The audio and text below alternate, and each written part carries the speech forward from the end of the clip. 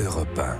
Il est 8h16. Patrick Cohen, vous recevez ce matin le président de la conférence des présidents d'université. Bonjour Gilles Roussel. Bonjour. D'abord, quelle est la situation aujourd'hui dans les universités? Quelle est l'ampleur réelle de la contestation? Alors aujourd'hui, dans les universités, on a 4 universités qui sont totalement bloquées. L'université de Montpellier, l'université de Toulouse, l'université de Rennes 2 et l'université Paris 8 Saint-Denis.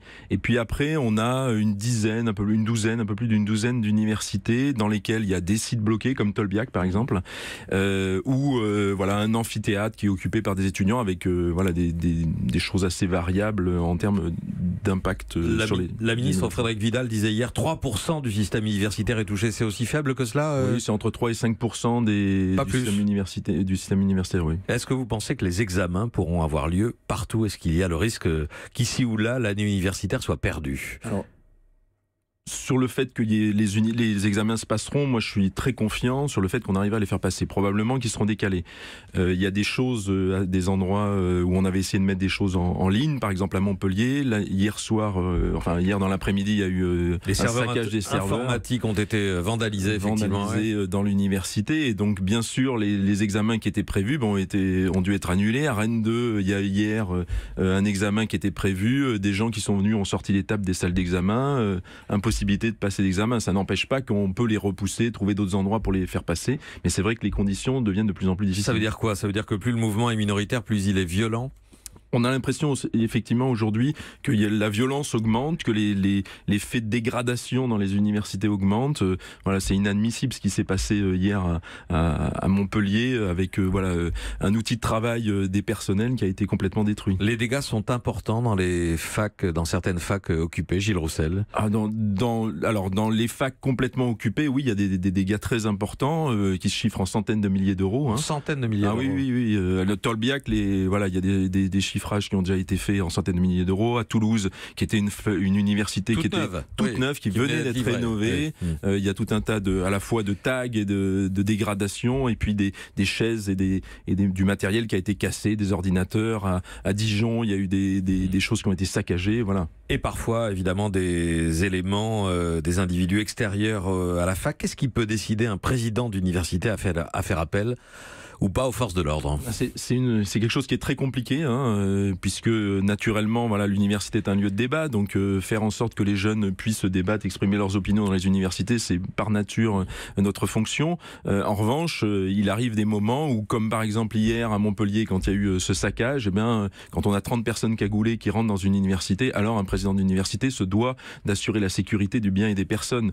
On peut avoir d'autres cas avec des personnes extérieures à l'université qui n'ont pas à être dans l'université. L'université est un lieu ouvert, mais ne peut rentrer dans l'université que les personnes autorisées. À partir du moment où on a des gens qui rentrent dans l'université, dont la volonté n'est pas de participer à la vie démocratique d'une université, le président d'université peut être amené à prendre ce type de décision. Et quand on a des gens installés qui dorment, mangent et font leur vie sur place, comme dans le hall au rez-de-chaussée de Tolbiac, le président de l'université a demandé l'intervention des forces de l'ordre. La préfécture de police a jugé que c'était pas opportun.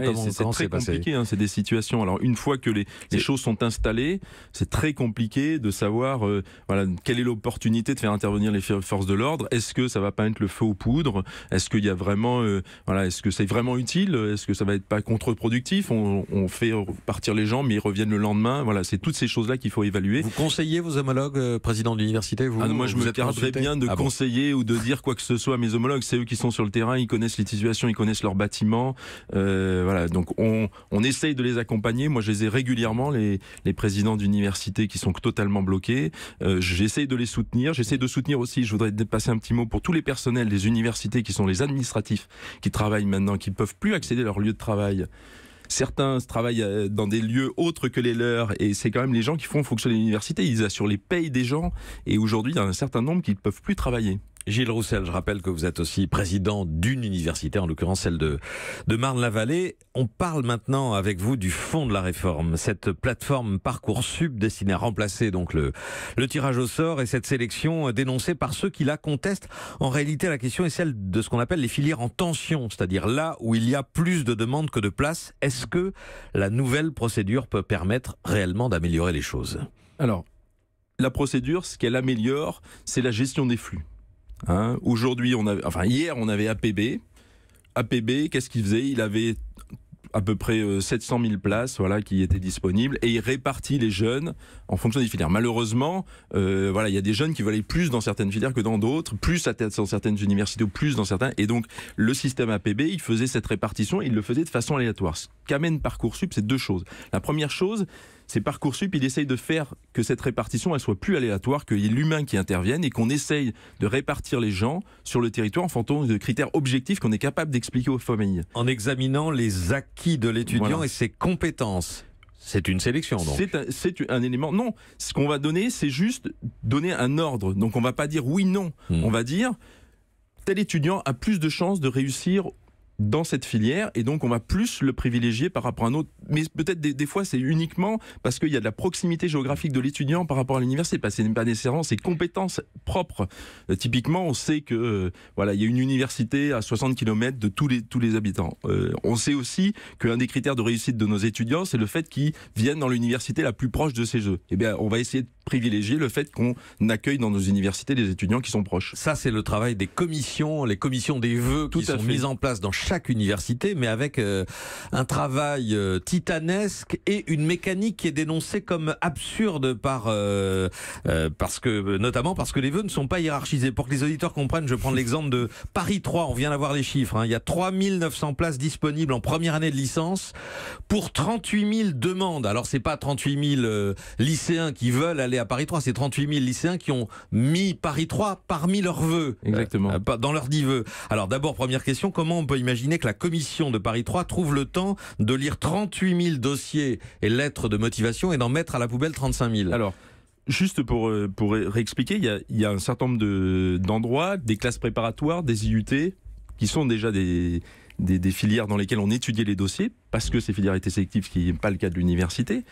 Et donc, on étudiait le même nombre de dossiers. Donc, c'est possible. Donc, on va avoir des éléments comme on fait pour nos jurys. On va avoir un élément avec un tableau Excel qui va regarder divers critères quantitatifs. On va les trier. Il y a un certain nombre de jeunes pour lesquels on va dire il n'y a pas de souci. Donc, on va dire. Et puis, on va s'attarder plus sur certains autres dossiers. Donc, la faisabilité.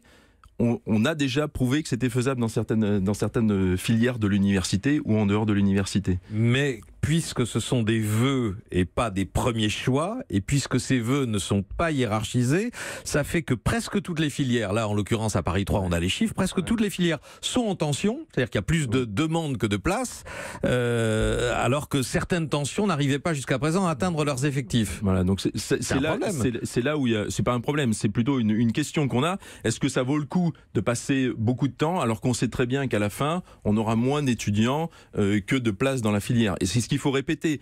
En gros, dans la plupart des filières universitaires, à peu près 85% des filières universitaires, il n'y aura pas d'étudiants qui n'accéderont pas à l'endroit où ils veulent aller. Oui. Donc c'est ce qu'il faut répéter. Ça n'empêche que derrière, c'est quand même intéressant. Et en fait, le fond de la réforme, qu'est-ce qu'il y avait derrière cette idée de classement et cette idée, c'est de regarder des dossiers, c'est quand même de regarder le dossier de l'étudiant pour que derrière, on puisse lui proposer un parcours adapté pour essayer de faire en sorte qu'ils réussissent mieux dans l'université. Donc dans certains cas, même s'il y a suffisamment de place, on va regarder le dossier de l'étudiant et si on s'aperçoit que la filière dans laquelle il veut aller, il n'a pas nécessairement les acquis, on va lui proposer une filière d'accompagnement pour qu'il y réussisse. Parce que c'est ça le fond de la réforme. C'est quand même une mécanique très, très complexe et qui peut donner lieu à des ratés. Virginie Salmen, qui suit les questions d'éducation pour Europe 1, nous a rejoint. Virginie. Oui, alors justement, donc c'est un volume inédit de demandes que les universités ont à traiter ces jours-ci.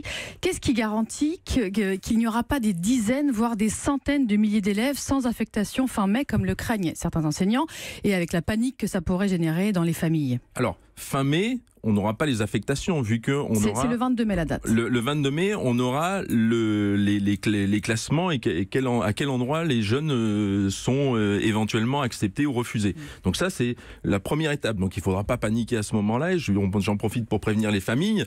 Voilà, si votre jeune et votre enfant est dans une liste d'attente, probablement qu'à plein d'endroits, à l'université, il sera accepté. Comme je disais, 85% des filières ne sont pas en tension. Donc ça, c'est un premier point. Après, c'est ça la vraie question, c'est est-ce qu'il y a suffisamment de place aujourd'hui dans les universités pour accueillir tous les jeunes qui veulent y aller? Il y a eu un effort qui a été fait par le gouvernement en mettant un peu d'argent, un gros effort qui a été fait par les universités et les équipes pédagogiques pour augmenter le nombre de places. Aujourd'hui, on a augmenté le nombre de places. On espère qu'on va pouvoir accueillir tout le monde. 18 000, 19 000 Oui, entre 18 et 20 000 places supplémentaires. Alors qu'on attend 30 000 étudiants supplémentaires. Voilà. 30 bacheliers supplémentaires dans tout le système d'enseignement supérieur. Et d'enseignement supérieur, il ne faut pas oublier que l'université n'est pas le seul endroit où les jeunes veulent aller. Il ne faut pas oublier non plus que l'endroit où il y a le plus de pression, où il y a le plus de jeunes qui restent sur le carreau, c'est les bacs professionnels. Et les jeunes en bac professionnel, c'est pas à l'université qu'ils veulent aller. Ce sont dans les BTS qui sont, elles, des vraies filières sélectives. Merci Gilles Roussel, président de la conférence des présidents d'université. Il y a encore beaucoup de questions évidemment. C'est un dossier qu'on va continuer de suivre avec vous notamment. Europe 1.